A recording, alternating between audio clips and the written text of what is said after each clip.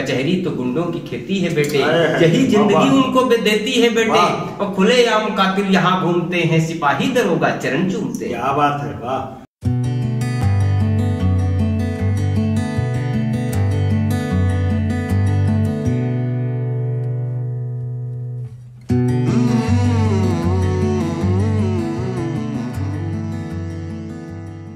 नमस्कार, मैं निर्मल श्रीवास्तव अभिनव स्टूडियो में आप सबका हार्दिक स्वागत करता हूं।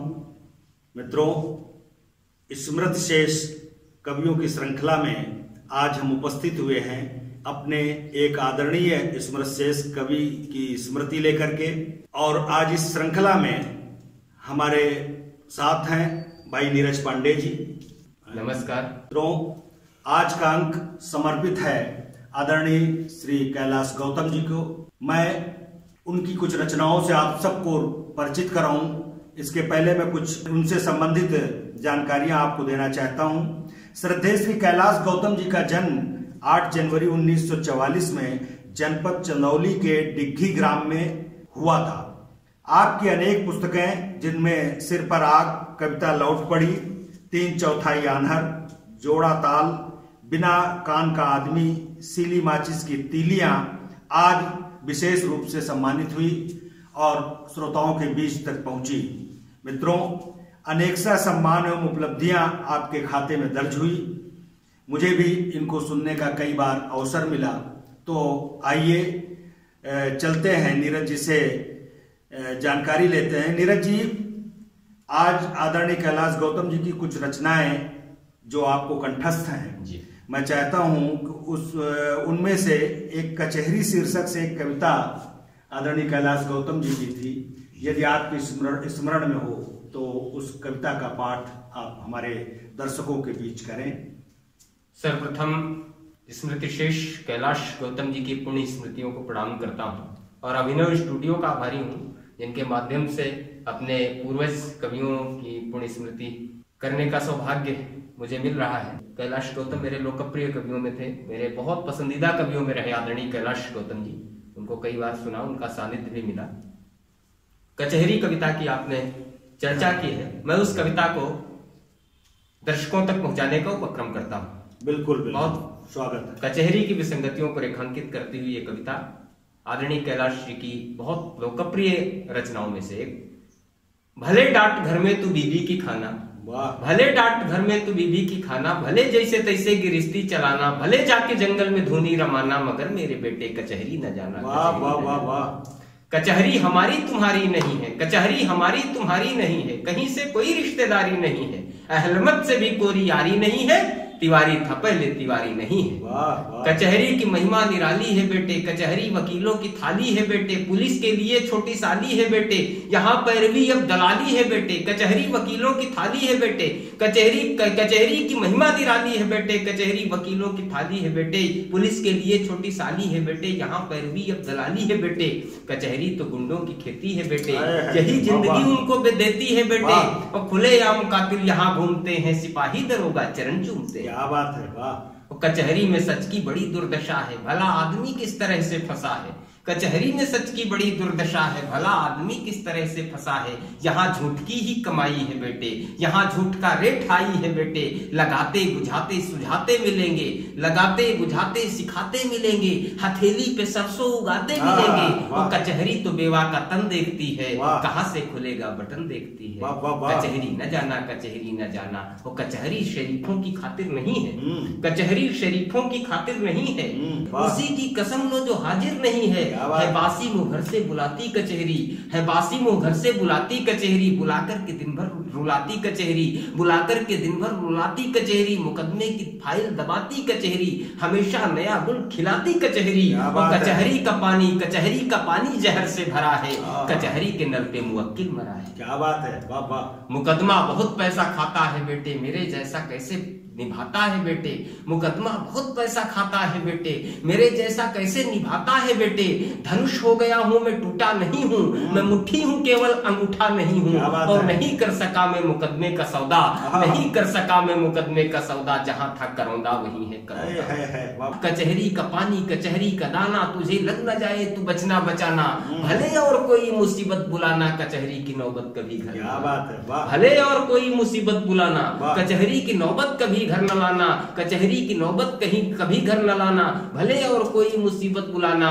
और कभी भूल करके भी ना आंखें उठाना, कभी भूल कर भी ना आंखें उठाना, ना आंखें उठाना ना गर्दन फंसाना, ना आंखें उठाना ना गर्दन फंसाना, जहां पांडवों को नरक है कचहरी, वहीं कौरवों को सरग है कचहरी, भले डांट घर में तू बीवी की खाना, भले जैसे तैसे गिरस्ती चलाना, मगर मेरे बेटे कचहरी न जाना, कचहरी न जाना। वाह वाह वाह वाह वाह वाह, क्या स्मृतियां जीवंत की भाई नीरज जी, और बड़ी ही सुंदर और सार्थक कविता अभी आप आदरणीय कैलाश गौतम जी की नीरज पांडे जी से सुन रहे थे। नीरज जी, उनकी गांव की बदलती स्थितियों को लेकर एक कविता थी।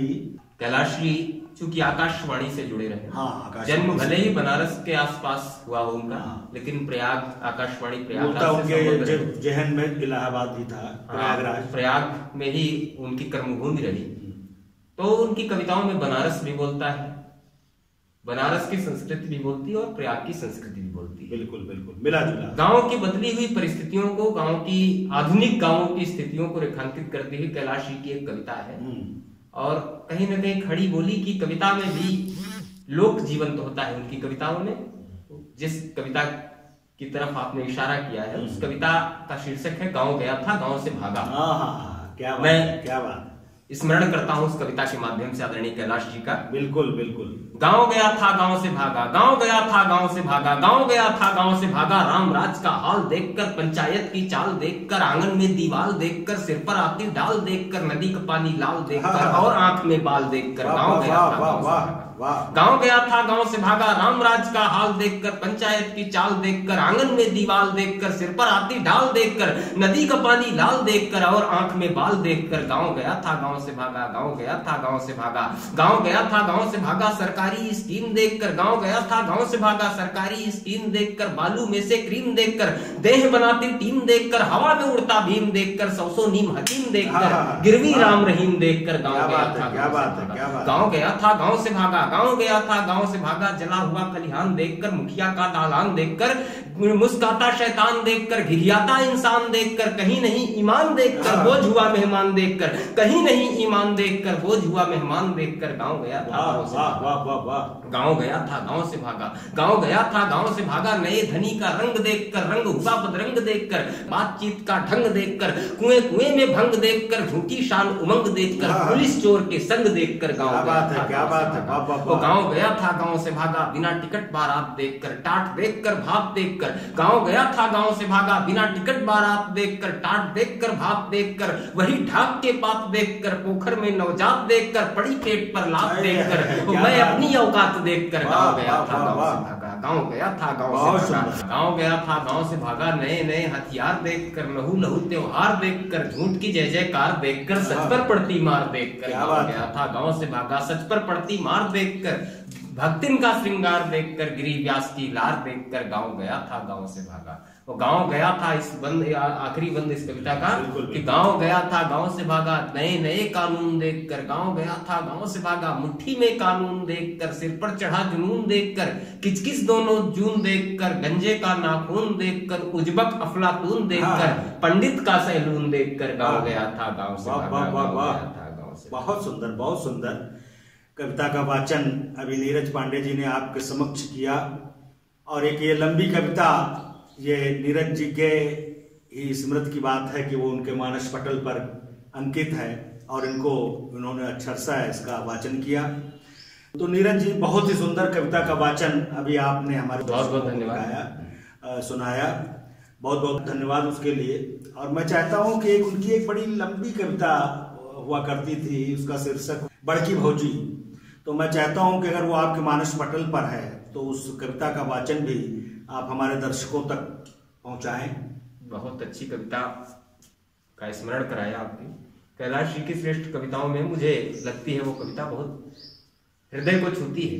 कैलाश जी की कविताओं में कहीं ना कहीं पारिवारिक रिश्ते, सामाजिक रिश्ते जीवंत होते हुए दिखते हैं हमें। बिल्कुल। और बड़की भौजी एक लंबी कविता जरूर है, लेकिन मेरा व्यक्तिगत रूप से मानना है कि हजारों पृष्ठ का बिल्कुल गद्य अगर लिख दिया जाए उस विषय पर तो वो संपूर्ण नहीं है जितनी संपूर्ण आदरणीय कैलाश जी की बड़की भौजी कविता है। मैं आपके बीच में पढ़ता हूँ और लोग जीवन की झांकी किस तरह से जीवंत होती हैं इस कविता में मैं सुनाने की कोशिश करता हूँ। स्वागत है, स्वागत। और इस कविता के माध्यम से मैं उन्हें नमन करता हूँ, उनकी स्मृतियों को प्रणाम करता हूँ कि जब देखो तब बड़की भौजी हंसती रहती है।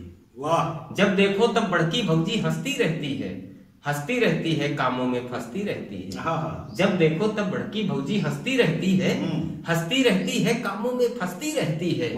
झरझर झरझर हंसी होंठ से झरती रहती है, घर का खाली कोना भौजी भरती रहती है। क्या बात है, क्या डोरा दे कटोरा आंखें जिधर निकलती है, डोरा दे कटोरा आंखें जिधर निकलती है। बड़की भौजी की ही घंटों चर्चा चलती है, खुद से बड़ी उम्र के आगे झुककर चलती है, खुद से बड़ी उम्र के आगे झुककर चलती है। आधी रात गए तक भौजी घर में खड़ती है। क्या बात। कभी न करती नखरा तिल्ला सादा रहती है, कभी न करती नखरा तिल्ला सादा रहती है। जैसे बहती नाव नदी में वैसे बहती है, वो सबका मन रखती है, घर में सबको जीती है। क्या बात है। कम खाती है बड़की भौजी, गुस्सा पीती है। क्या बात है। चूल्हा चौका खेत कियारी सानी पानी में, चूल्हा चौका खेत कियारी सानी पानी में, आगे आगे रहती है कल की अगवानी में। पीढ़ा देती पानी देती थाली देती है, निकल गई आगे से बिल्ली गाली देती। क्या बात है। वाह वाह वाह। भौजी दोनों हाथ दौड़कर काम पकड़ती है, भौजी दोनों हाथ दौड़कर काम पकड़ती है। दूध पकड़ती, दवा पकड़ती, दाम पकड़ती है। इधर भागती उधर भागती नाचा करती है। बड़की भौजी सबका चेहरा बाचा करती है। हारी नहीं कभी मौसम से थककर चलने में, हारी नहीं कभी मौसम से सटकर चलने में। गीत बदलने में है आगे रात बदलने में, मुंह पर छींटा मार मार कर ननद जगाती है। मुंह पर छींटा मार मार कर ननद जगाती है। कौवा को नंदोई कहकर हंसी उड़ाती है। फुर्सत में होती है तो खुलकर बतियाती है। अदरक वाली चाय पिलाती, दूध खिलाती है। अदरक वाली चाय पिलाती, पान खिलाती है। भैया बदल गए पर भौजी बदली नहीं अभी। सास के आगे उल्टा पल्ला निकली नहीं कभी। क्या बात है। वाह। सास के आगे उल्टा पल्ला निकली नहीं कभी। भैया बदल गए पर भौजी बदली नहीं कभी। मुंह पर छींटा मार मार कर ननद जगाती है। कौवा को नंदोई कहकर हंसी उड़ाती है। बुद्धू को बेमशरफ कहती भौजी फागुन में। सुनिएगा। वाह। बुद्धू को बेमशरफ कहती भौजी फागुन में। छुटकी को कहती है गरी चिरौंजी फागुन में। क्या बात है। छुटकी को कहती है गरी चिरौंजी फागुन में। छठे क्षमा से गंगा जाती पुण्य कमाती है। वाह। इनकी उनकी सबकी डुबकी स्वयं लगाती है। क्या बात है। इनकी उनकी सबकी डुबकी स्वयं लगाती है। आंगन की तुलसी को भौजी दूध चढ़ाती है। आंगन की तुलसी को भौजी दूध चढ़ाती है। घर में कोई सौत ना आए यही मनाती है। क्या बात है। घर में कोई सौत ना आए यही मनाती है।